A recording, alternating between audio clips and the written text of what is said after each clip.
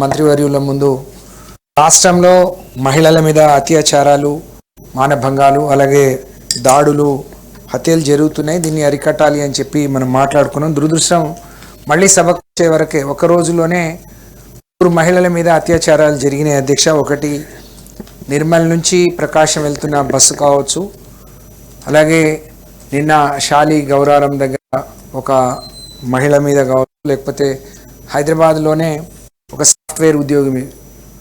రాష్ట్రంలో విపరీతంగా ఇలాంటి సంఘటనలు జరుగుతున్నాయి అధ్యక్ష. ఇది దురదృష్టకరం.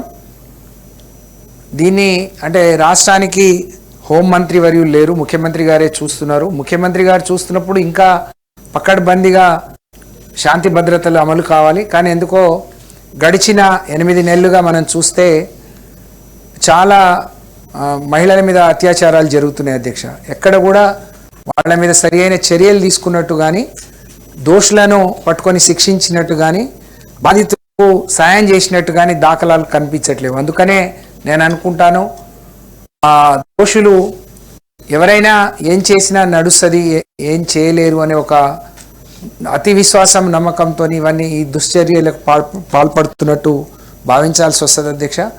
దయచేసి మీ ద్వారా గౌరవ మంత్రివర్యులకు, ప్రభుత్వానికి నేను విజ్ఞప్తి చేస్తూ ఉన్నాను. నిన్న జరిగిన సంఘటనలు కానీ, ఇంతకుముందు జరిగిన సంఘటన, ఆ రోజే మనం మాట్లాడినప్పుడు ఒక 8 ఏళ్ల బాలిక మీద కూడా ఇలాంటి సంఘటన జరిగింది, అది ముందు రోజే. కాబట్టి ఎక్కడ కూడా ప్రభుత్వం స్పందించి దోషులను పట్టుకున్నట్టు కానీ, శిక్షించినట్టు కానీ, బాధిత కుటుంబాలని ఆదుకున్నట్టు కానీ ఎక్కడ మాట్లాడిన దాఖలాలు లేవు అధ్యక్ష. ఎక్కడ మాట్లాడినా ప్రెస్కి వస్తుంది. ఈ రాష్ట్రంలో గౌరవ మహిళా మంత్రులు కూడా ఉన్నారు, ఎవరు కూడా పోయి విజిట్ చేసినట్లేదు. కాబట్టి మీ ద్వారా ప్రభుత్వాన్ని డిమాండ్ చేస్తున్నాం అధ్యక్ష.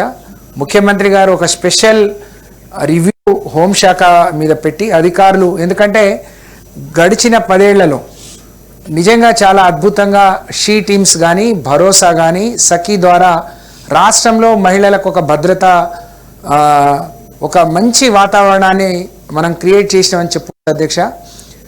ఒక సేఫెస్ట్ ఇంట్లో, కుటుంబంలో తల్లిదండ్రులతో ఎంత ధైర్యంతో, విశ్వాసంతో ఉండగలుగుతారో ఆడపిల్లలు ఎక్కడ రాష్ట్రంలో ఎక్కడ తిరిగినా, హైదరాబాద్లో ఎక్కడ ఉద్యోగాలు చేసినా వాళ్ళకు అలాంటి వాతావరణాన్ని మనం కల్పించడం జరిగింది. కానీ ఇప్పుడు ఎందుకు అది కొరవడినట్టు కనిపిస్తూ ఉంది.